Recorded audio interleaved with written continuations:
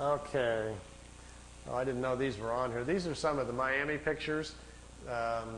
Some of the ones that I didn't put on the tape because I'll kind of go through them here. Here's the kid in Miami. His name is Manny Escondon is his real name. He's taking notes. Here these discs came in. His girlfriend took the pictures. These are flat-bottom discs. They're made on Earth. They're called Vril discs, V-R-I-L. They're manufactured down in Brazil. They also have a factory down by in New Schwabenland in Antarctica. Here's another picture. There's a news copter came in. Look at the first three discs.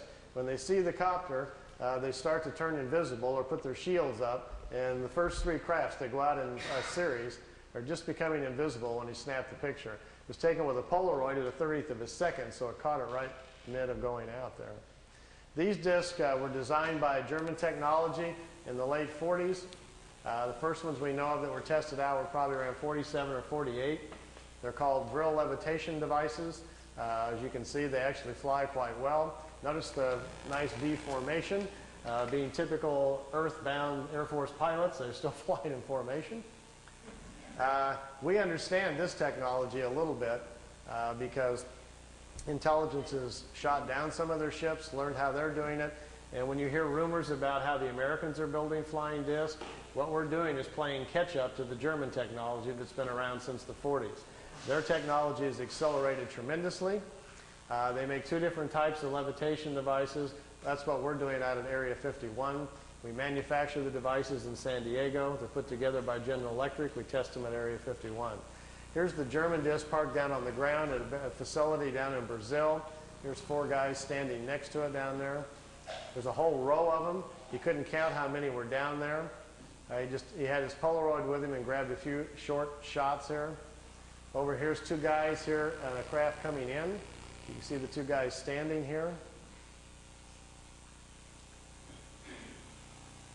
And down here at the bottom, which I know isn't clear, is one of these old bell-shaped crafts.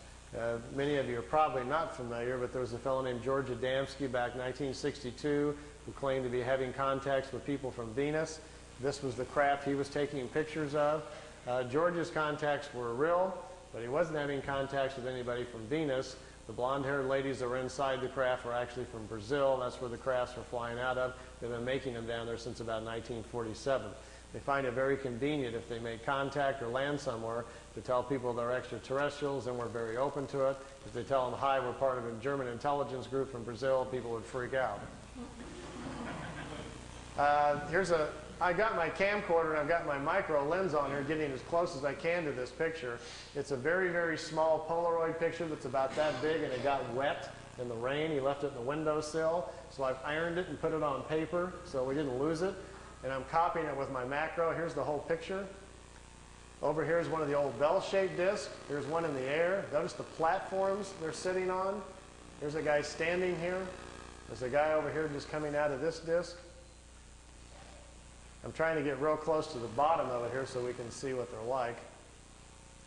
This is an area, if you look on a map, I've got a little videotape over there if you're interested in learning more about this information called Space Cities. I've narrowed it down to about within a 200-mile range where this facility is at and what they're doing down there. Here's the guy standing there.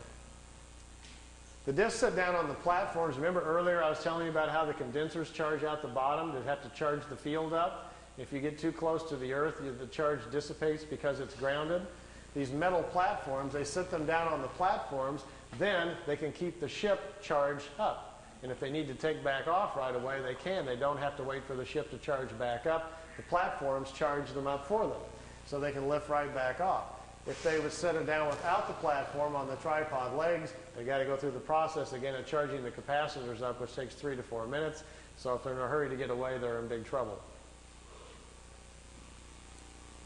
These old bell-shaped discs actually have 3 Mercedes-Benz truck engines in them driving the magnetic field. This was their first design that they made. This was the first ones that the Germans built.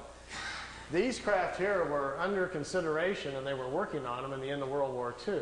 When you hear about Hitler's secret weapon at the World War II, if you go back and look at the newspapers, that's what he was talking about. They were in hopes they would get these things up and working, and they would still have a chance then to win the war. fortunately for all of us, they did not, or we'd all be speaking German today. Interesting side effect, too, once they finally did get them up and working, they made lousy war weapons because the field around them prevents you from dropping bombs or anything out of them. It ignites the bombs. So it took them a while. They don't even have weapons on them for a while, and then they had to come up with other kinds of devices. This was the first pictures I saw from the kid in Florida of his German contacts, and to my knowledge, I still think they're his best and perhaps his only contacts. I think he probably had a couple of contacts from these people. They came, they took him for a ride, it looks like on 1 or 2 occasions, and then perhaps they never came back. So we found this situation on several people around the planet, so it's not an uncommon situation. And this is from ET technology, but it was before 487. It wasn't ET, nothing to do with ET. It wasn't. No, just good old German intelligence figured it out. I can tell you where they got it. It's kind of a long story, but basically it came from German people who had traveled to India to study the concept of the virile, the energy of the universe, and they were trying to figure out how to levitate their own bodies to move in time. And they came back and they explained it to people what they were doing in India, how they were trying to travel in time. And some German engineers tried to build a machine to travel in time, but when they turned the thing on and lifted up off the floor instead, they didn't time travel, but it floated. And they stumbled onto the idea of how to make what's called a virile levitation device. We think they did that probably the first time and sometime probably around 25 or 27. And then the concept laid around in private circles for a while and then became a potential thing during the war and then really didn't happen until after the war.